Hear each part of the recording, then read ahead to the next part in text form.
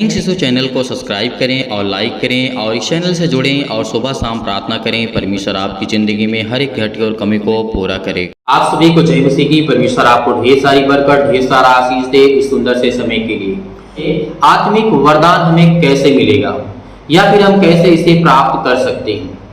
Suppose that मैं आपको कुछ समझाने की कोशिश करूंगा, आप समझने की कोशिश करिएगा वचन के माध्यम से, या फिर कुछ संक्षेप में आपको बताने की कोशिश करूं तो उन बातों को थोड़ा सा बिलीव करना, थोड़ा सा अपने अंदर धैर्य रखना, पेशेंस रखना।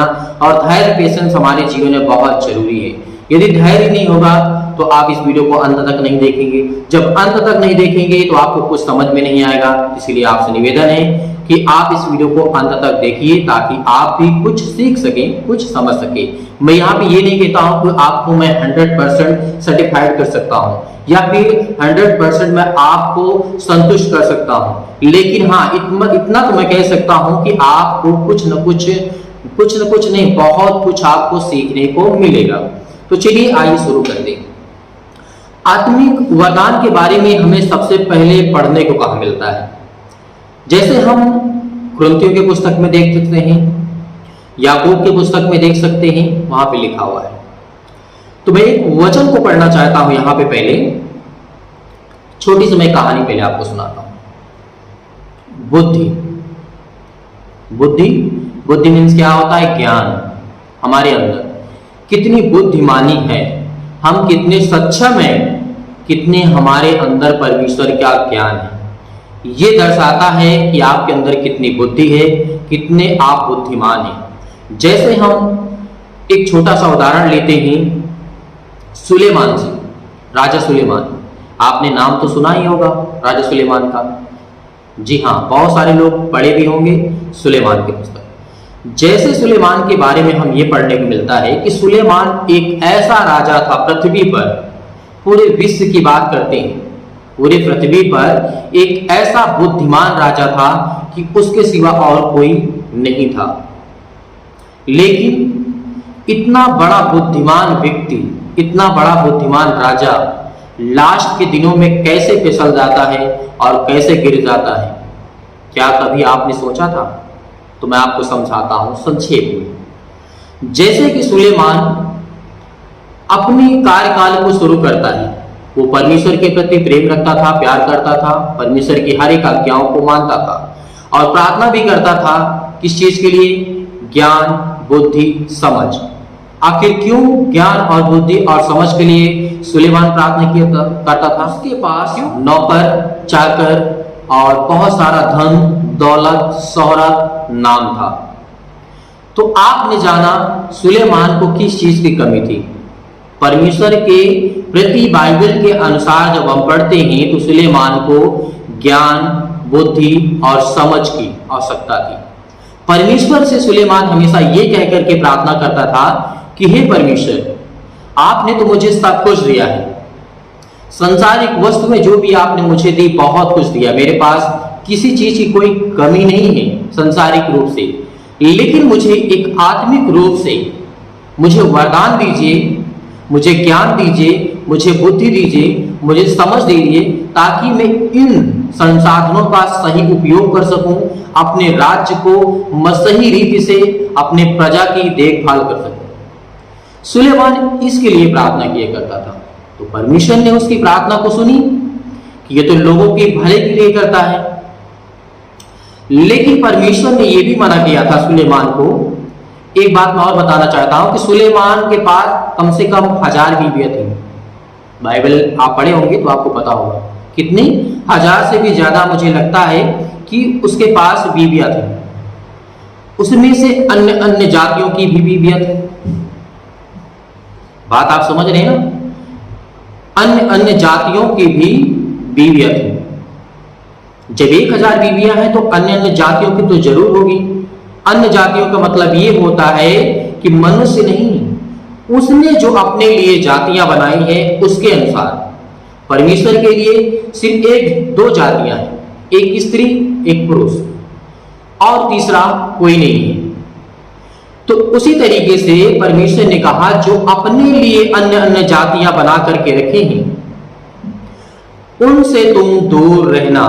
क्योंकि सुलेमान को पहले ही परमेश्वर ने चेतावनी दे दी थी और परमेश्वर ने सुलेमान को सब कुछ दिया। ज्ञान मांगा, ज्ञान दिया, बुद्धि मांगी, बुद्धि दिया, समझ को मांगा, समझ परमेश्वर ने दिया। उसको इतना बड़ा सामर्थ्य, इतना शक्तिशाली बना दिया कि देश देश के लोग, दुनिया भर के राजा, बड़े से बड़े लोग उसकी चर्चा सुन करके लोग उससे मिलने आया करते थे। लेकिन यहीं पे क्या घटना घटती है अंतिम दिनों में। जब हम जाते हैं अंतिम दिनों में तो यहाँ पे हमें देखने को मिलता है, पढ़ने को भी मिलता है, बाइबल में आप पढ़ सकते हैं कि उसने अन्य धर्मों की मूर्तियों को स्वीकार कर लिया। परमेश्वर ने पहले क्या किया था, जब वो जवान था, जब यंग था, बहुत शक्तिशाली था, उसके पास ज्ञान थी, बुद्धि थी, समझ था, पैसा था, दौलत था, शोहरत था, नाम था, बहुत कुछ था, तब परमेश्वर ने उसको मना किया था कि बेटे इस काम को मत करना जो मैं तुझे मना कर रहा हूं।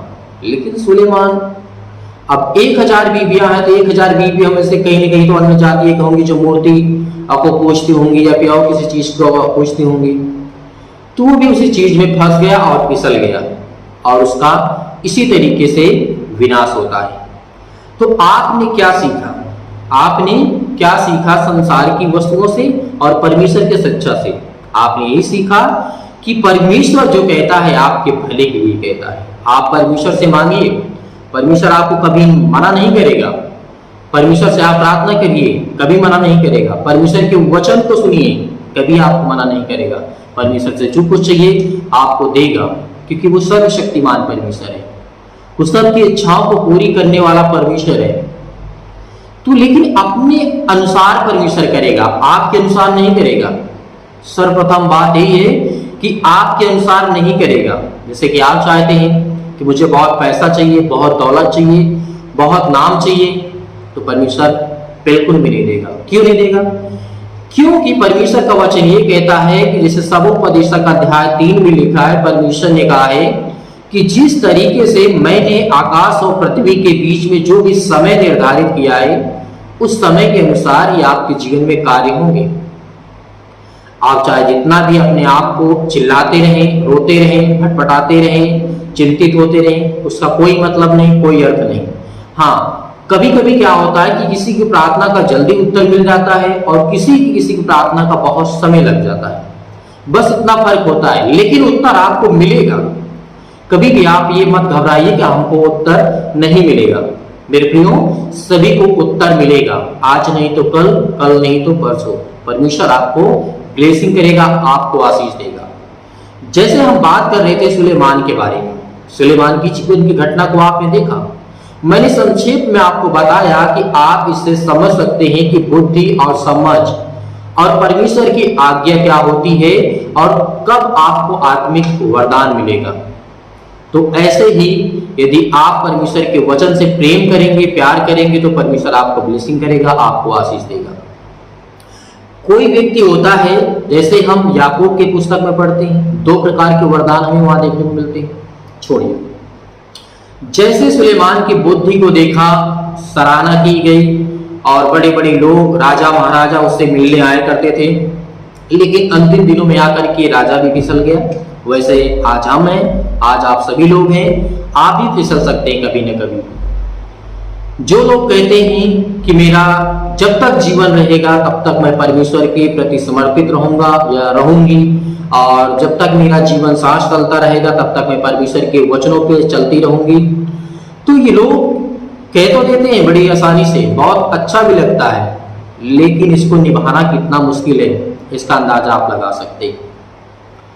जब एक सुलेमान राजा इतना शक्तिशाली होते हुए भी उसने परमेश्वर की आज्ञा का पालन नहीं कर पाया, उसने रास्ता को दूसरे डायरेक्शन में ले जाकर के छोड़ दिया, तो हम आज एक छोटी सी बीमारी आती है तो हम भागने लगते, दौड़ने लगते हैं।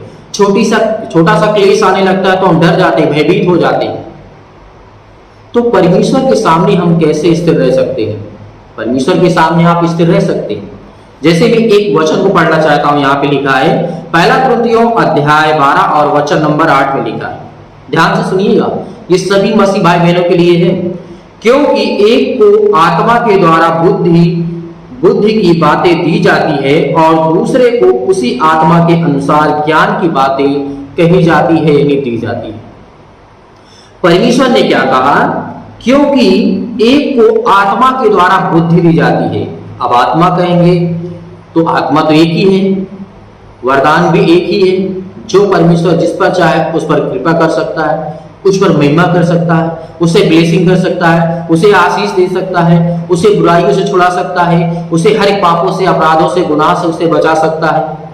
उसके हाथों में है, आपके हाथों में नहीं है। अन्यथा अब तक कितने लोग गए होते, कितने लोग लड़ गए होते परमेश्वर से, कितने लोग पहुंच गए होते, अगर इंसान के बस में होता तो। नहीं है मेरे प्रियो। इसीलिए परमेश्वर के वचन को याद रखना, क्योंकि लिखा है किसी को उसी आत्मा के विश्वास और किसी को उसी एक आत्मा से चंगा करने का वरदान दिया जाता है। वरदान का मतलब है आपके अंदर सहनशीलता, आपके अंदर विश्वास, आपके अंदर बुद्धि, समझ और ज्ञान होना बेहद जरूरी है। आपके अंदर पेशेंस होना बहुत जरूरी है। अब कुछ लोग कहेंगे कि हम तो ये सब कुछ करते हैं, हम धैर्य रखते हैं, हमारे अंदर धैर्य है, मतलब पेशेंस बहुत ज्यादा रखते हैं, विश्वास करते हैं परमेश्वर के ऊपर, बिलीव करते हैं, हमारे पास बुद्धि परमेश्वर ने जो कुछ दिया उसके अनुसार हम काम भी करते हैं। लेकिन परमेश्वर ने कहा, मैं तो जानता हूं कि मनुष्य के अंदर क्या चलता है। आज हमारे देश में, आज हमारे संसार में, आस पड़ोस के देश में क्या कंडीशन है आप देख सकते हैं, क्या हालात हैं आप देख सकते हैं। इंसान इंसान को काटता है। तो परमेश्वर का वचन कहता है आज के समय में किसी के प्रति कोई भी भावना नहीं बची है। जैसे किसी के ऊपर दया करना आपको बिल्कुल भी नहीं आता, किसी के ऊपर विश्वास करना बिल्कुल भी नहीं आता, या किसी की भलाई करना आपको बिल्कुल भी नहीं आता, किसी के ऊपर अपने किए गए द्वारा कामों का आप जिस तरीके से उसके साथ व्यवहार करते हैं, प्रेम करते हैं, क्या आप ये सब करते हैं? परमेश्वर ने कहा है यदि तुम इन बातों को सीखोगे, समझोगे तो मैं तुम्हें आत्मिक वरदान दूंगा। जो तुम किसी के लिए प्रार्थना करोगे तो वो चंगे होंगे, जो किसी प्रकार की बीमारी से ग्रसित हैं वो ठीक होंगे, किसी प्रकार के फाइनेंशियल प्रॉब्लम से वो जूझ रहे हैं तो परमेश्वर कहता है कि तुम उसके लिए प्रार्थना करोगे तो वो ठीक होंगे। यदि कोई व्यक्ति बहुत ज्यादा किसी हालात में फंसा हुआ, मुसीबत में, दुख में, तकलीफ में है, उसके लिए आप प्रार्थना करेंगे तो उसके जीवन में अच्छा होगा। तो यही है ना आत्मिक वरदान, यही आपको चाहिए। आप भी चाहते हैं कि मेरा भी काम सफल हो, तो विश्वास करता हूं कि आप अपने जीवन में कुछ बातों का विशेष ध्यान रखेंगे। जैसे पहला काम तो आपके अंदर ये होना चाहिए कि आपके अंदर धैर्य होना चाहिए। धैर्य मतलब पेशेंस। दूसरा आपके अंदर विश्वास, मतलब आपके अंदर विश्वास होना चाहिए परमेश्वर के प्रति। और तीसरा विश्वास का मतलब है कि हमारे कामों में और हमारे चाल चलन में विश्वास दिखना चाहिए। सपोज दैट जैसे मैंने आपको कहा कि आपको मैं बाइबल देता हूं या फिर मैं कुछ कार्ड देता हूं कि आप जाकर के परमेश्वर के सुसमाचार को लोगों तक पहुंचा दीजिए, 100 लोगों तक। मैंने आपसे कहा, आपने कहा ठीक है सर हम चले जाएंगे, कोई बात नहीं, परमेश्वर के सुसमाचार को फैलाएंगे।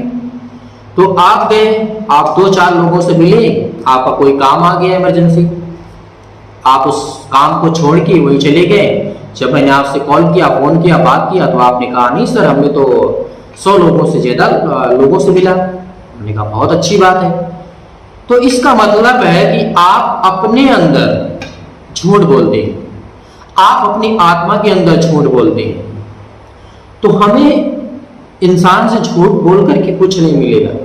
हाँ, थोड़ी सी तसल्ली मिल सकती है कि चलो ठीक है, मेरे बारे में तो जान तो नहीं पाया ना, लेकिन याद रखना वो सर्वशक्तिमान परमेश्वर है, वो तो आपकी बातों को जानता है। हम नहीं जानते, लेकिन वो तो आपके मन की बातों को जानता है।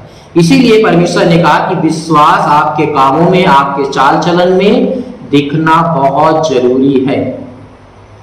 और परमेश्वर ने कहा यदि आपको बुद्धि की जरूरत है तो बुद्धि मुझसे मांगो, ज्ञान चाहिए, समझ चाहिए तो मैं तुम्हें दूंगा, लेकिन आपको स्थिर रहना होगा, परमेश्वर के प्रति प्रेम करना होगा, प्यार करना होगा। संसार में आज किसी का भी कोई साथ देने वाला नहीं है, इस बात को याद रखना। कोई भी किसी व्यक्ति का बिना स्वार्थ के साथ देने वाला नहीं। जैसे अब मैं आपके लिए प्रार्थना करता हूं तो आप कहेंगे कि सर हमारे लिए तो आप प्रार्थना करते हैं, तो इसमें स्वार्थ कहाँ है? देखिए, स्वार्थ हर एक जगह पर नहीं, हर एक कामों में नहीं। कभी कभी कोई काम ऐसा होता है कि बिना स्वार्थ के भी हमें करना अच्छा लगता है।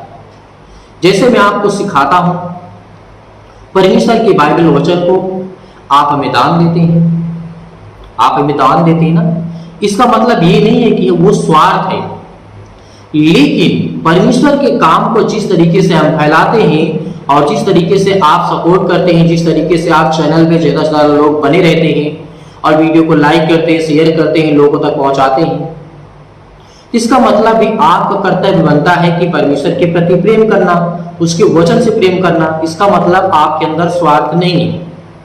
यदि वहीं पे कोई संसारिक व्यक्ति होता है संसार में, वो कहता है ब्रदर फोन करके कि आप मेरा ये काम कर दीजिए, मैं आपका ये काम कर दूंगा। अगर गलती से कहीं मैंने मना कर दिया कि मैं आपका काम नहीं करूंगा, तो वो कहेगा मैं भी आपका काम नहीं करूंगा। क्यों? क्योंकि उसके अंदर एक स्वार्थ छुपा हुआ है। तो उसी तरीके संसार में जितने भी लोग हैं, संसार की बात मैं कर रहा हूं, जितने भी लोग हैं कहीं ना कहीं किसी न किसी चीज से जुड़े हुए हैं और वो लोगों के ऊपर विश्वास करते हैं, ट्रस्ट करते हैं। अच्छी बात है विश्वास करना, लोगों के अंदर जागरूकता लाना, लोगों को सिखाना, लोगों को बताना, लोगों के संग रहना, लोगों से प्रेम करना, एक दूसरे के प्रति प्रेम करना। क्योंकि परमेश्वर ने हमें जो ज्ञान और बुद्धि और समझ दी है ना, वो हमें सिखाने वाला हमारा सर्वशक्तिमान परमेश्वर है। इसीलिए इन बातों को आप याद रखना। आपके जीवन में आत्मसंयम होना बहुत जरूरी है, आपके अंदर भरोसा होना बहुत जरूरी है, आपके अंदर विश्वास होना बहुत जरूरी है। तो अध्याय 13 और वचन नंबर लिखा हुआ 4 में, प्रेम धीरजवंत है और कृपालु है, प्रेम डाह नहीं करता, प्रेम अपनी बड़ाई नहीं करता। परमेश्वर का वचन क्या कहता है? प्रेम हमारे जीवन में सबसे उत्तम चीज है, जो इंसान को बदल सकता है, दुश्मन को बदल सकता है, जो ना समझ है उसको बदल सकता है। तो प्रेम में वो ताकत है। इसीलिए आप प्रेम रखिएगा, प्रेम बनाए रखिएगा। परमेश्वर आप सबको ढेर सारी आशीष दे, ढेर सारा बरकत दे, आपके घर को, आपके परिवार को परमेश्वर संभाले। यीशु नासरी के नाम से हम महिमा करते हैं और परमेश्वर का धन्यवाद करते हैं और आप सबके लिए प्रार्थना करेंगे परमेश्वर से कि परमेश्वर आपको ढेर सारी बरकत, ढेर सारा आशीष दे। God bless you all of you. आमीन।